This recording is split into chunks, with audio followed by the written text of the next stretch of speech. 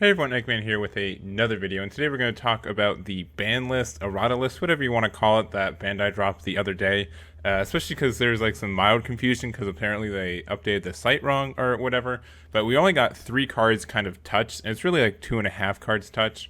The first one is the Sun Goku power of the Golden Great Ape. We kind of knew this was coming. This is the original where the active main is just for once per turn for 2 blue, you get to draw 2 cards. They're fixing it to 2 blue and 2 colorless. I mean, we all kind of talk about it.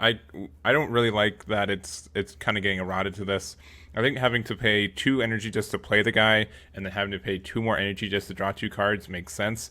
Or you could just go like you could play it for 4 and then do its -4 effect too also, and you get 1 card. That's the other thing. For the -4 ability, instead of shuffle 5 mono blue cards back into your drop, or from your drop here to your deck, it's only 1. So I think that that kind of makes sense, being able to shuffle like 5 cards back in your deck. Like all of them could be super combos or anything crazy like that. I think that's fine to make it just 1 blue card. But man, being able to just have, like, I know it pays dividends, right? Because the first time you play it, you pay 2, and then you get to draw the 2 cards, right? So it's 4 energy. And maybe they're worried about something like, they can play this card for 2, awaken, and then draw 2 or something like that. But I don't think that's super crazy. So, I mean, like 6 energy to draw 2 cards and then have like a 3 counter 15k unison out. I think that's not very good. I don't know. We'll kind of see how it is, especially since it's only a +1. If it's like a +2, or maybe if it's a 20k unison, I could see like the cost being worth it to be that high because it has other protections. But it's just kind of an ape, and I guess if you want to just once again pay 4 energy to just play this card from your hand, swing, and then draw 2 cards and shuffle 1 back, that's probably okay-ish. But I just feel like there's better things that you can be doing. Especially since, as long as, all the other colors kind of have, like, if you have a unison that costs 2 when you play it, you get to draw a card. That's fine. Like, you get to, like, awaken, which would be great with this, because if this existed, right, and maybe that's because they are making a leader, that, you can awaken on turn 2 if you have a unison for 2 for blue, because every other color has it.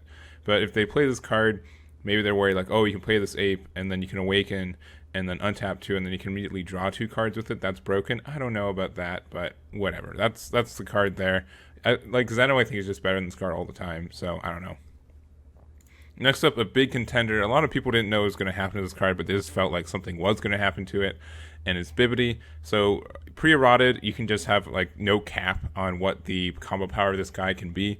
And the errata version essentially says that you can have a max of 12 or plus 12k on this combo power. So long story short, can be a 15k combo for 0 energy, right? Because what the new errata version is saying is that you get plus 1k power for each card you drop, or max 12. So I think that's fine.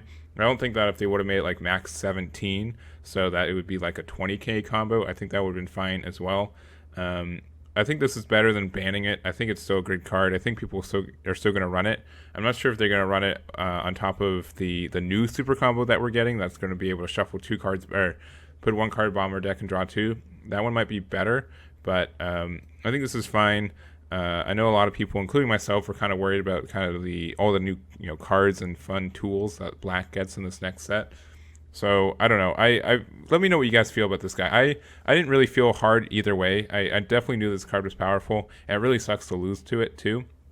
Also because it can be recyclable with like Scientist Fu, or not Scientist Fu, but the Fu card as well. It felt kind of bad to play around it, but I think it's strong, and I don't think it's necessarily too strong in this format. But I'm thinking that for next format for sure, I think there is just too much stuff that Black gets that you can't really have, like, oh, Black doesn't have anything, then kind of warrants why the super combo is getting the errata. I think it's better than getting banned. I think this errata makes sense, but that makes sense to me. And then lastly, the surprise for I think everybody, Scrambling Assault Sun Goten got unbanned, which is essentially going from 0 to 4.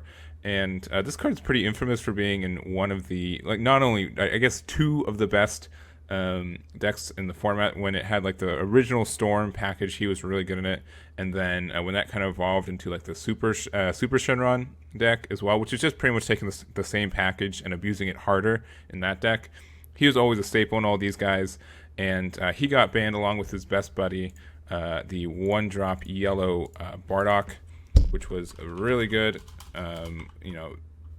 Bardock. I can spell, I promise. Yeah, this guy. So being able to, like, it's really simple, right? Turn 1, you play this guy. You get to draw a card because you can. And then we'll confirm your life, which not only is a card draw, but helps you awaken super early. But this is a 10k swing, which means that your opponent has to either combo out of or take the life from it. And then you're able to go into this guy, and it's the same kind of thing. You get a swing, a 10k swing for still 1 energy, and then you're also able to look at top 3 to continue plays, be able to get just anything. And so I feel like all the cards around this guy got banned, and so that's why they feel kind of comfortable to bring it back. I'm not sure how he's going to be. It's kind of weird, but just being able to have the consistency of looking at the top 3 cards of your deck to find something is great, and you can still swap to him with the 1-drop Grandpa Gohan as well. Yeah, this guy, you can play this turn 1 and then swap into the Goten, and so turn 1 you can still have him active, and which is good too, because like your opponent wants to get rid of this, wants to get rid of the Goten instead of focusing on your leader. So I feel like that's fine. I don't feel like there's anything broken with these interactions, and right now there's not like a really good way to loop him, and it is really surprising to me. I hope more decks, maybe more cards can get rid of this like ban status. I feel like they can still play around with having cards being at 1, 2, or 3 copies a deck and still be fine. So hopefully I don't know. I want them to experiment more, especially during this time when there's not any like big tournaments, where it's not like a big thing to say, oh, we want to unban this card. I mean, unbanning this card in general is huge, right? But I'll be really interesting to see what's I know we already just got the ban list, but it's going to be interesting to see what the next one looks like, and hopefully they kind of do some weirder things with it. And lastly, to just end off the video, I did make a quick Goten deck just because he's unbanned now. It's really simple. I haven't played it at all either, so if it sucks, that's my bad. But I really wanted to make this real quick, and we'll go through it. This is the Sun Goten leader. This is a promo that came from, I think, a draft box. It's been a while. But he is a Son Goku's lineage, and he's got this, when this cat attacks a leader card, draw 1. And also has an active main. You can choose 1 card in your life, add it to your hand, then choose up to 1 yellow extra card from your deck, add it to your hand, negate the skill for the duration of the game. And then also it's just an untap 1 leader, and then on the back side, when this card attacks, draw 1, and then at the beginning of your opponent's main phase, you may choose 1 card in your hand, place it in your drop area. If you do, this card gains plus 5k power for the duration of the turn, and negate the skill for the duration of the game. So he's kind of like a weird leader, but I've been looking at him for a bit to like do something, and I feel like this is like a ragtag deck of just fun things that you can do. I know it's mostly Agent of Destruction, you can see it right here, but the main card, there's 2 cards you'd want to get from his effect, and the first one I would say is that Agent Destruction Strikes Back. This is a fantastic card, especially since you can play it for essentially free with Bobbity, and it becomes like a +3 card, swing. So you can just play Bobbity turn 1 with either its effect or the effect of Hatchiak, so you just do that. And then you play it, and then you use, if you don't have this already, you just use Sun Goten's ability to find it, and then add it to your hand. So you take 1 life for that, and then you use Agent Destruction Strikes Back, so you take another life, and you look at top 2 cards. Average, I say you take at least 1 card from it, and then you just, like, it's a huge value swing. And I think it kind of makes up for him only being an untap 1. He becomes like an untap 1, draw 1 leader in a lot of ways. And then there's just some other things you can, really abuse. So being able to just use, like, so turn 1 you do that with Bobby. Turn 2 you'd have, let's say you have 2 yellow energy, so turn you play Son Gohan, then you go into Son Goten, you swing with that, and now he has like the top 3 look at effect. And then also after that, like, you have 1 energy open, so you can use like Garlic Jr., and then Garlic Jr.'s effect activates, and then you get Turtles out, and now you just have like a really wide board for turn 2, and 2 of these cards generate more cards when they swing, and I think it's like a really cool kind of deck with it. You kind of know what the rest of the agent cards do already. We also have Plucky Dynasty Pan, which she is also a swap target, and you can't swap into her with this deck, but you can find her with Successor of Hope, which we run 2 of. This finds not only Pan, but also can find Adoptive Son Gohan if we really need him. So we're essentially running 6.